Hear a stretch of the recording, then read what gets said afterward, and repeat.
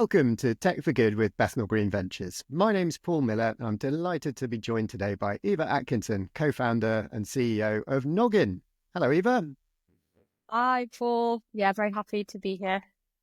So let's kick off. Tell us a bit about yourself. Where did you grow up? And when you were younger, did you think you would start a business? So I'm from Newcastle. I moved to London for university and ended up staying. It's where I started Noggin. My background's in data, particularly building data products. I taught myself to code when I was at university and then kind of a few years after. And then I managed to convince my first company to let me set up the data team there, which is really exciting. And probably in terms of did I think I started a company? I mean, when I was much younger, probably not. But then I do think starting Noggin was very intentional. I think there was a point, I'd got my first job out of university and I worked in a startup and I was like the seventh hire in London. And I reported directly into one of the founders. And I think from that experience and doing that for quite a few years, I was kind of set that I wanted to do something. And from that point, 2020, January, like on the 1st, I wrote these commitments to myself and I framed them and put them by my bed. And one of them was around, starting a company that would have a positive social impact. So I think starting Noggin was very intentional, but probably came with a bit of a surprise to younger Evie, who probably, wouldn't have expected it. That's amazing. So framed by your bed from a young age. Tell us a bit about what inspired you and Laura, your co-founder, to start Noggin. So as I mentioned, I definitely knew I wanted to start a company and I'd had this commitment framed by my bed. But someone gave me this advice that you need to pick something that, you're going to work on this for 10 years, regardless of the outcome. So you need to find something that energizes you so much and a problem that you care so deeply about solving that you'll get up every single day, even when it's going terribly, and be motivated to work on it. So I've been keeping this list of things that in my life that really, really annoyed me.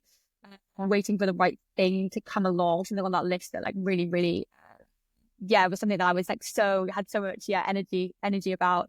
And then I had so many personal struggles accessing a phone contract.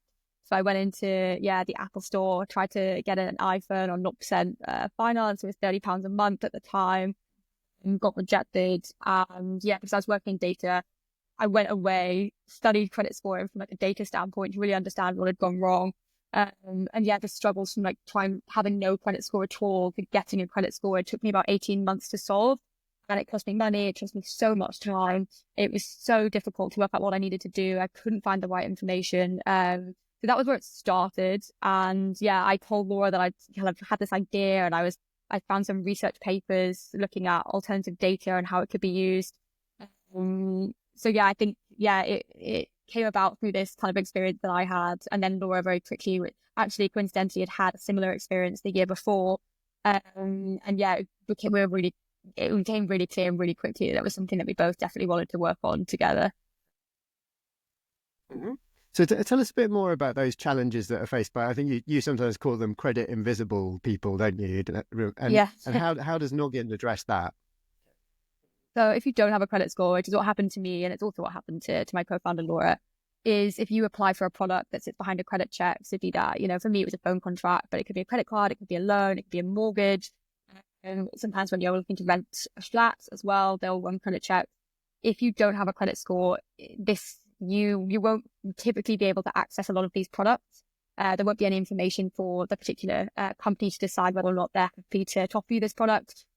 You'll often be rejected when you apply for them, or alternatively, you'll end up paying more for the same product. You'll have a higher rate of interest, or you'll have to go for a less kind of rather than going for a mainstream provider with you'll end up going to a higher cost alternative, or you won't be able to access the product at all.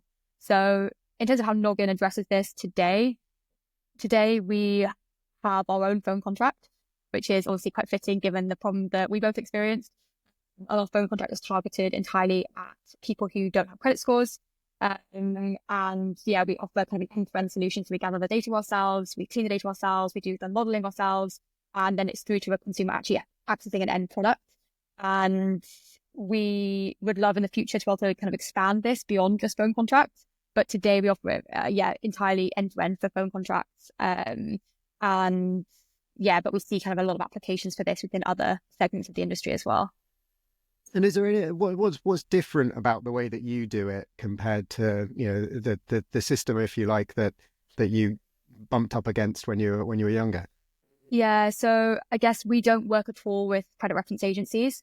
So we don't think their methodology works for our target users, who are often young people, recent immigrants, also disproportionately women as well, and who don't have, the way the traditional system works is it's built on historical repayment data. So you need to borrow money to be able to have, access to money.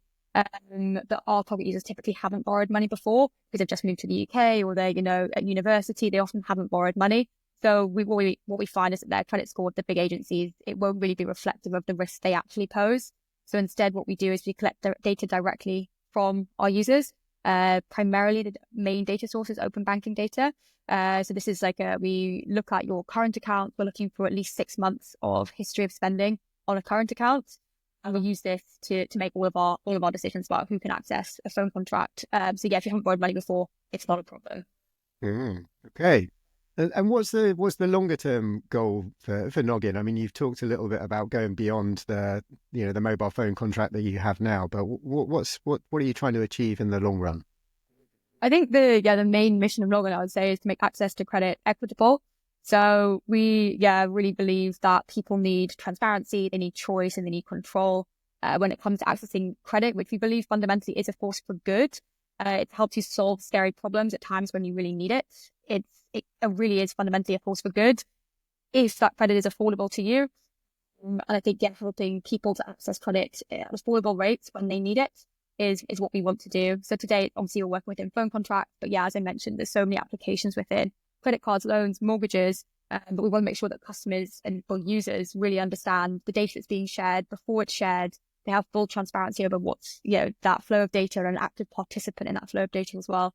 So yeah, I think it's rebuilding that whole end-to-end journey from collecting data, the modeling, through to people accessing products. So yeah, I would love to see us kind of move into other segments, particularly probably next year. So yeah, tell us a bit about what you enjoy about running a Tech for Good venture. So you talked about always wanting to start a venture that had a positive impact. What is it that you enjoy about it now you're doing it? I think there's something about just, working with people that you really respect, that, you get a lot of joy from and energy from. I think there's something really nice about that, and we're pulling together on a shared purpose. I think I've read so many times that having a strong purpose is the key to happiness. And I think it really is true. I think there is something about just, every single day working on something that you really, really care about, even when you're doing jobs that potentially are, on paper, not fun sometimes. The things you do, a lot of it isn't always the most fun work. But I think, there's something really nice about building something and seeing that come to life, which is really, a really, really nice thing to do. Also, there's something like a personal motivation. I think, another one of my favorite commitments was around, seeing what I could truly achieve. I think I always felt that there's so many things I was interested in, and joining the dots between lots of different domains was something that I was really interested in. So I love being able to do that, and then on a day-to-day basis, which is really, really nice. And also I think you get to meet people who are just so incredibly knowledgeable, accomplished, that you kind of learn constantly. And you get to meet people who, what I've found as well, is people are so willing to help. And I think there's something really nice and just so pure about the way that when you reach out to people asking for advice, asking for feedback, asking for help and support, the amount of people, I have so much to pay forward, that I feel people have been so generous with their time and, energy. That's also been just a really nice way to connect with so many different people that I never would have otherwise connected with. That's great. And on the other side, on the flip side, what are the things that you don't enjoy? What are the more gruesome parts, if you like, of running a Tech for Good business? I think obviously the highs are so good, and then on the other side, obviously there is all of the times that are much, much tougher. I think there's sometimes there's a split second. I think you learn over time how to deal with those moments. But I feel when they happen now, it's just a minor, there's 10 minutes where I hear some bad news and I sort of let it linger in my brain. But I think I'm quite good at now shutting it out and kind of knowing how I've learned a lot about myself and what I need to do in those moments to be able to, maintain really high energy and be able to kind of, stay focused on what we need to deliver. But yeah, there are times when, like things aren't going, something bad happens and you kind of know all the repercussions of that thing. And yeah, I think it's hard sometimes. There's a lot of pressure as well. I think, having a team and having kind of, making sure that everybody has, what they need to be successful. And I think, you're pulled in so many different directions that it can be like, you always feel like you're not doing enough. It's almost like, could I be doing more? Could I be doing more? And like, should I be doing more? And I think, like that constant like thought in your head of just like, can be a lot. But I also think over time, you definitely learn how to manage it. But yeah, I think there's just a lot of kind of like, you put a lot of pressure on yourself to deliver as well. Not just for yourself, but for your team, like you want to deliver so much. And I think that, weighs on you a little bit. Yeah. Cool. And then finally, like, what advice would you give to somebody who's thinking about starting their own Tech for Good venture? Oh, definitely do it. I think it's the best thing I've ever done. Like, I'm so thankful that I did it. I think part of that was BGV, I think it was like, we had this idea and we started working on it. But when we came to BGV, we really were an idea, like it wasn't anything more than that. It was like, we felt a problem. We think there's a solution, but we were so, looking back, like so grateful that we had the opportunity at that point, because we definitely weren't thinking that day that we were going to quit our jobs and go for this full time. But like, I'm so grateful that we did. But my advice, I think, would just be that you should really just trust your instincts on everything.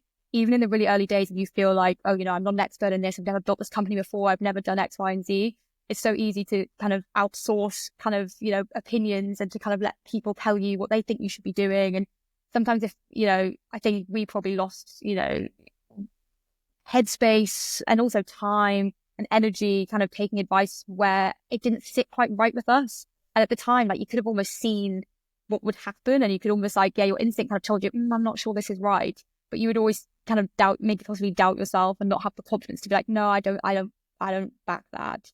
I think that's something we've learned over time. But your instincts are normally always right. If you have a spidey sense about something or a decision that you're making and doesn't sit quite right, like you really should just listen, because all you're doing is prolonging a bad thing. Something bad will come and you're just pushing it down the road, but you kind of just want it to happen, let it play out and like, don't be afraid of it kind of playing out in the moment. That's great. That's brilliant advice. Well, thank you, Eva. Thank you so much for joining us today on Tech for Good. If you've got suggestions for guests or topics we should be covering on Tech for Good, do get in touch. And if you're thinking of starting a Tech for Good venture and looking for investment, don't forget to check out bethnalgreenventures.com to see whether we might be able to help. That's it for this week. Thanks again to Eva. And thanks for listening, and goodbye.